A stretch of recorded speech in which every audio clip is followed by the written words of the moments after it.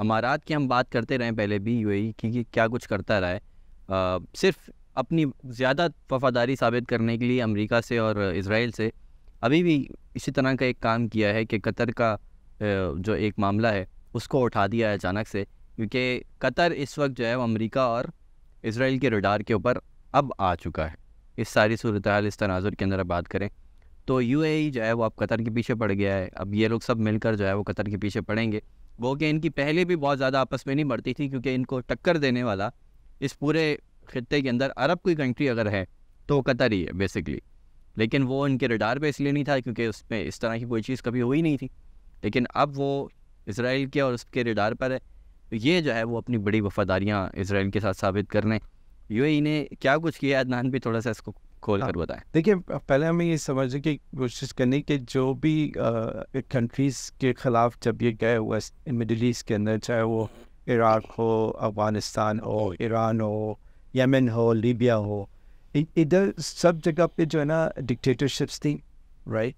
और इन्होंने बेसिकली इनको आसान हो गया था कि डिक्टेटरशिप को नीचे दिखाने के, क्योंकि डिक्टेटरशिप जो है ना वो डेमोक्रेटिक आइडियल्स के ख़िलाफ़ है, ठीक है। तो इसको ये सपोर्ट नहीं करते हैं, कि अवाम भी सपोर्ट नहीं करती है। तो इससे उनके लिए आसान हुआ कि भाई जब उस डिक्टेटर से काम निकल गया, उस डिक्टेटर को अगर वो ज़्यादा अपने आप को बहुत बड़ा समझ लगे, उसको हटाने कैसे, भाई उसके ख़िलाफ़ आपने फाइल निकाली और उसको फारिग कर दिया। ठीक है। अब क्या हो रहा है कि कतर जो है उस तरह की डिक्टेटरशिप नहीं है। वैसे तो मोनार्की है जिस तरह से सारी गल्फ स्टेट्स हैं, बिल्कुल। और ये सब एक तरह से डिक्टेटोरियल ही है एक तरह से, लेकिन आर्मी का फेस नहीं है। ये जो उनकी जो जितनी भी चीज़ें होती हैं ये मिलिट्री फोर्स के इस्तेमाल के ऊपर नहीं होती, दूसरे तरीके से होती हैं। तो अब इनको कतर से जो खर्चा है वो ये है क्योंकि मेनली क्योंकि इनके आइडियल्स उसके साथ नहीं मिलते हैं। लेकिन ये ट्रेडिशनल जो गल्फ मोनार्की जिस तरह से चल रही है, वो कतर की जो अभी की लीडरशिप है और इससे पहले की जो लीडरशिप है वो उस तरह से नहीं है। उनके पास अल जज़ीरा है, जिन्होंने जो उनका एक ऐसा इदारा है जो दुनिया उसको एक तरह से मानती है। बिल्कुल ठीक है। और ये even western countries, Israel, India, ये सब कंट्रीज़ इनको जज़ीरा से प्रॉब्लम है। मैं ये नहीं कहता कि अल जज़ीरा में कोई बायसनेस नहीं है, ऑफ कोर्स बायसनेस एक हद तक होगी, लेकिन at the same time it's still a reputable news source, an alternative जो आपका वेस्टर्न डोमिनेटेड है वो, तो उनको ख़तरा है। अब हमें याद है कुछ अरसे पहले तक इन्होंने कतर पे इतनी पाबंदी लगाई थी, आपका यूएई ने, बहरीन ने, सऊदीया ने, कि कतर को बहुत सारी चीज़ें चेंज करनी पड़ी। पिछले साल से चीज़ें थोड़ी सी चेंज हुई, हालात थोड़े से बेहतर हुए, लेकिन अब ऐसे लग रहा है जब से ये 7 अक्टूबर का मामला हुआ है, पहले तो सऊदी फॉरेन मिनिस्टर हैं और एक और इंटीरियर मिनिस्टर हैं और डिफेंस मिनिस्टर हैं, उनमें से उन्होंने ये बयान किया था कि जो कतर जो है ये बेसिकली सपोर्ट करता है हमास को और मुस्लिम ब्रदरहुड को, इस तरह के होंगे। इनको पॉलिटिकल इस्लाम के साथ इशू है। अभी जो यूएई ने जो रिपोर्ट सामने लेके आए हैं वो ये लेके आए कि हमने ये हैक करके डॉक्यूमेंट्स, ये प्रूफ हमें मिला है कि कतर की गवर्नमेंट ने ह्यूमन राइट्स वॉच को $3 मिलियन दिए हैं, राइट। तो और वो बेसिकली टारगेट ये बताना चाह रहे हैं कि जितनी भी ह्यूमन राइट्स की जो ह्यूमन राइट्स वॉच की जो रिपोर्ट्स निकलती हैं वो बेसिकली बायस होती हैं क्योंकि कतर उनको पैसे दे रहा है। ये उनका बेसिकली मौक़िफ़ है, राइट। तो और क्योंकि इज़राइल को भी उससे मसला है, यूनाइटेड स्टेट्स को भी उससे मसला है, और बाकी जो कंट्रीज़ हैं उनको इस बात से मसला है कि ह्यूमन राइट्स वॉच जब रिपोर्ट निकालती है उसकी, तो उसको ह्यूमन राइट्स वॉच को अंडरमाइन करने के लिए इन्होंने ये बेसिकली चीज़ किया। और यूएई ने यूनाइटेड स्टेट्स की जो नेशनल सिक्योरिटी एजेंसी है उसके एनालिस्ट को लेके आए और यहाँ पर अपने थिंक टैंक के अंदर उनको रखा, रेवन के नाम से उन्होंने रखा है उसको।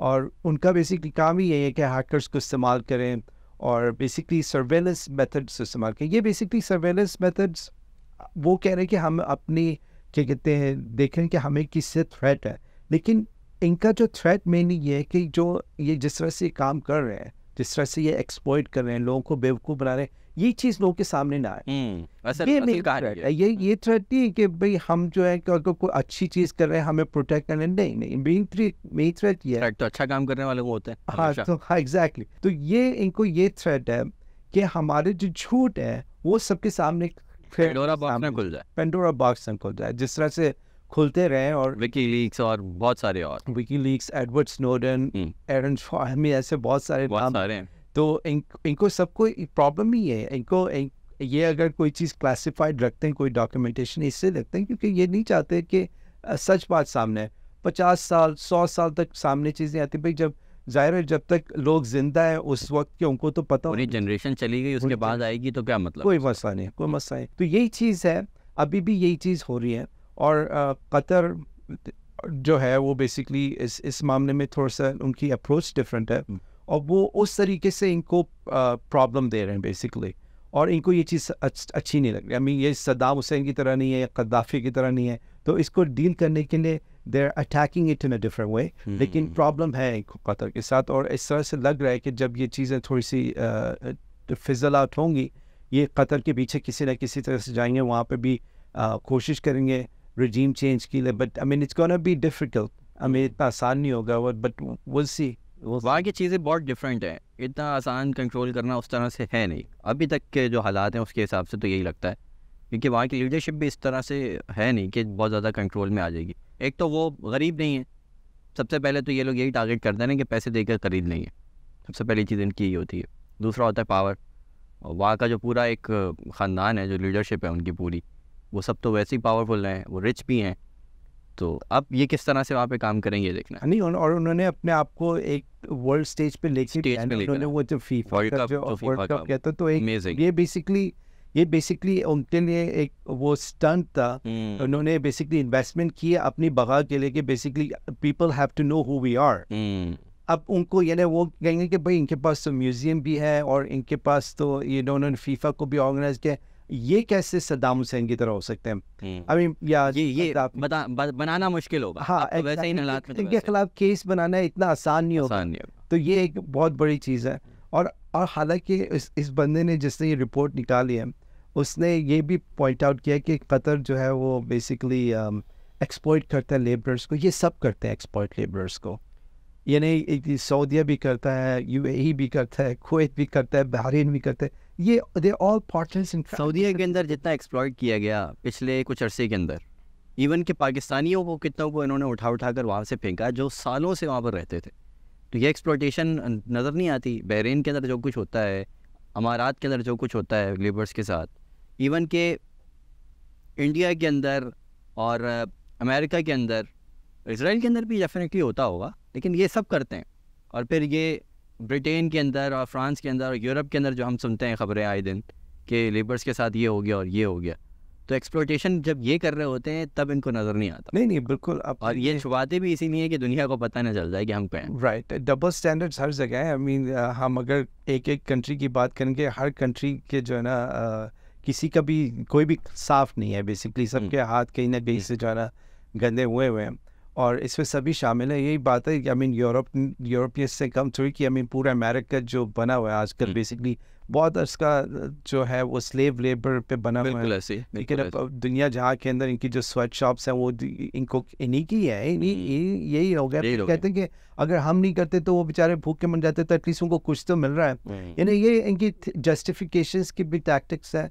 अभी मैं किसी को कंडोन नहीं कर रहा यहाँ पे, सब बराबर मुझे सिर्फ ये कि आप डबल स्टैंडर्ड्स नहीं करें। अगर आप किसी को पॉइंट कर रहे हैं कि उन्होंने ये किया, तो आप किसी एक चीज़ के ऊपर पहले अपने ऊपर तो देख लें कि आप कुछ क्या करते हैं। राइट, आप तो लोगों को ऐसे ख़त्म करते हैं, उनकी पूरी नस्लें बर्बाद कर देते हैं, ख़त्म कर देते हैं ज़मीन से, जैसे कि वो कभी थे ही नहीं ज़मीन के ऊपर। बिल्कुल।